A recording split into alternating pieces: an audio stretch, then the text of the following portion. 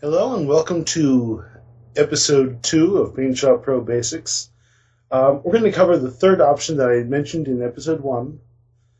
It's called the History Palette. Now, something you may have noticed if you've been messing around with the undo redo is that you can only undo and redo one option at a time. You can't undo 20 all at once. You can't redo 20 all at once. You can't undo one thing and then redo everything else. There is no undoing a single command that you did 10 moves ago. And yes, that is a slight limitation with using the hotkeys, these two buttons up here, and the edit menu.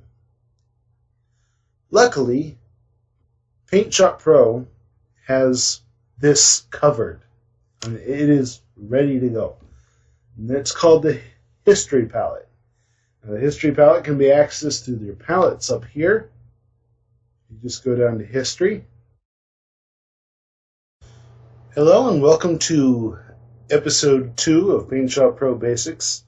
We're going to cover the third option that I had mentioned in episode 1. It's called the History Palette. Now, something you may have noticed if you've been messing around with the undo redo is that you can only undo and redo one option at a time. You can't undo 20 all at once. You can't redo 20 all at once. You can't undo one thing and then redo everything else. There is no undoing a single command that you did 10 moves ago. And yes, that is a slight limitation with using the hotkeys, these two buttons up here, and the edit menu. Luckily, PaintShop Pro has this covered. It is ready to go. And it's called the History Palette. Now, the History Palette can be accessed through your palettes up here.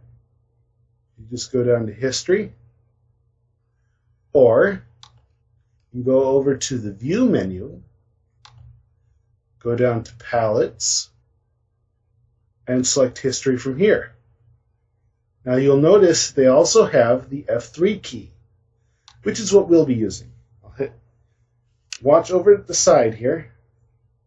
I'll hit F3, and there's our History Palette. Ta-da! What I'm going to do is I'm going to use these little push pin symbols to move the materials in the layers palette off to the side to give us more room here.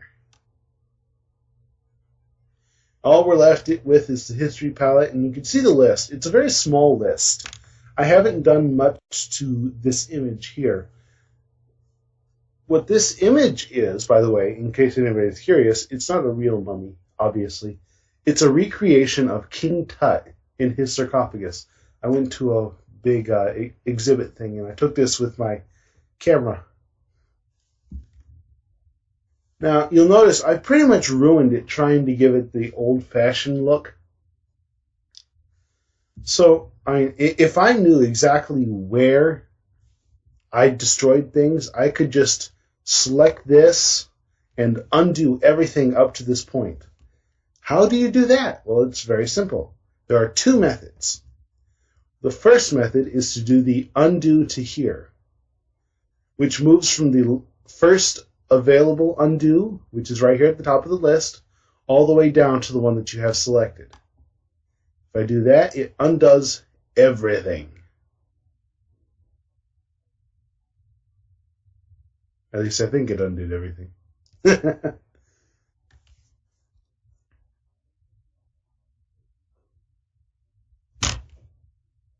Yeah. Everything's undone. All right. Now, if I select this one, this takes from the last redo and moves up to the selected. This is redo to here. Very simple command. I go boom, like that. And it redoes everything for me. Apparently, some things are undone better than others. Wow. Is this a flaw in the system? I don't know. I've never seen this happen. Oh well, I'll leave it alone.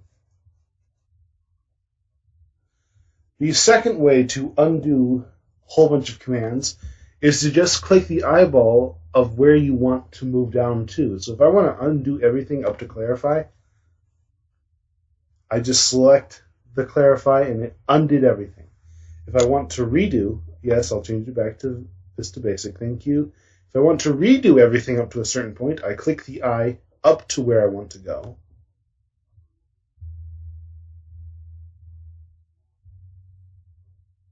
And there we have it again. Yay! Now let's say that you don't like one option that you did, and you just want to get rid of it. It's very, very easy. You can actually remove actions in the middle of the list by selecting this and doing undo selected right here. This will undo the time machine. And yay! It undid the time machine. Let's say you want to redo the time machine. I just go up to here to the redo selected. The little tooltip will pop up, but it's the one that has the redo arrow on it.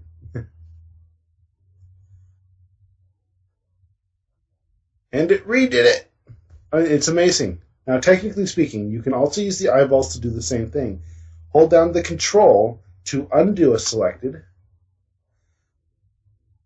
And you know it's an undo selected or an undo in the middle if it has a red X. You can redo a selected by holding control and clicking that again. Remember the hotkey is control, or you can use the buttons. Undo to selected is yellow. Redo to selected is perfect.